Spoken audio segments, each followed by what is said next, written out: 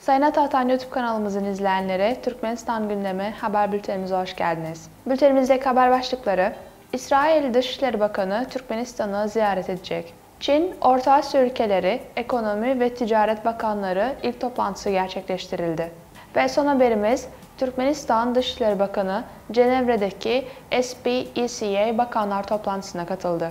İlk haberimiz, İsrail Dışişleri Bakanı Türkmenistan'ı ziyaret edecek. İsrail Dışişleri Bakanı Eli Cohen, Azerbaycan'dan sonra Türkmenistan'ı ziyaret edecek. Eli Cohen, 30 yıl sonra bir Orta Asya ülkesini ziyaret eden ilk İsrail Bakanı olacak.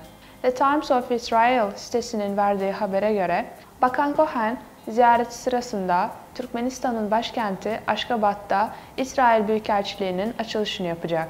20 Nisan Perşembe günü İsrail Dışişleri Bakanı, Türkmenistan Devlet Başkanı Serdar Berdimuhamedov tarafından kabul edilecek. Cohen ayrıca Türkmenistan Dışişleri Bakanı Rashid Meredov ve Tarım Bakanı ile bir araya gelecek. İsrail ile Türkmenistan arasındaki diplomatik ilişkiler 1993 yılında kurulmuştu. Şimdiye kadar Aşgabat'ta yaklaşık 10 yıl önce açılan geçici bir diplomatik misyon faaliyet gösteriyordu.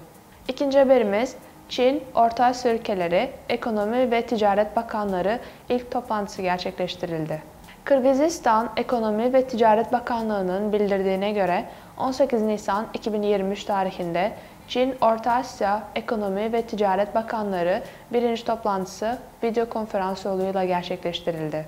Görüşmede Türkmenistan'ı Ticaret ve Dış Ekonomik İlişkiler Bakanı Beyenç Goçmolayev temsil etti. Online toplantıya ayrıca Kırgızistan Ekonomi ve Ticaret Bakanı Daniyar Amangeldiyev, Çin Ticaret Bakanı Wang Wentao, Kazakistan Başbakan Yardımcısı ve Ticaret ve Entegrasyon Bakanı Serik Cumangarin, Tacikistan Ekonomik Kalkınma ve Ticaret Bakanı Zavki Zavkizoda ve Özbekistan Yatırım, Sanayi ve Ticaret Bakanı Laziz Kudratov katıldı.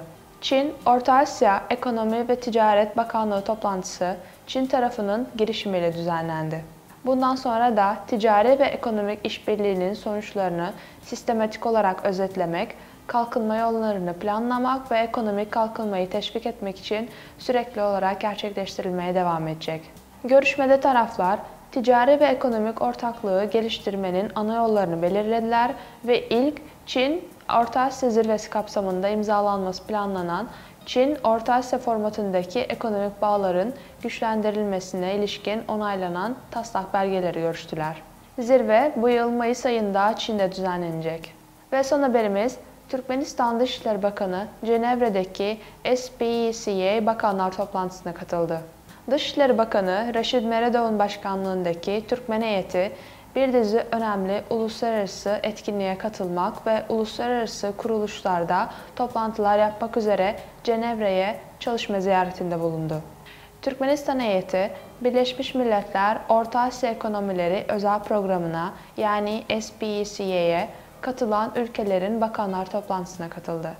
Forumda yaptığı konuşmada Bakan Rashid Meredov, SPECA'nın faaliyetlerini daha da geliştirmek için bir dizi öneride bulundu. Türkmenistan'ın 2019 yılında ileri sürdüğü SPECA Sekreteryası'nın oluşturulması yoluyla kurumsal olarak güçlendirilmesi önerisinin önemini vurguladı. Türkmen tarafı ayrıca SPECA'nın proje ve program faaliyetlerinin uygulanması için gerekli yeni mali kaynakların oluşturulması çağrısında bulundu. Bu kapsamda Türkmenistan'ın SPECA Çok Taraflı Taşımacılık Fonu'nun kurulmasına ilişkin önerisi desteklenmiştir.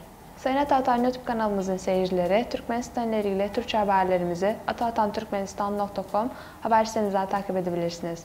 Teşekkürler.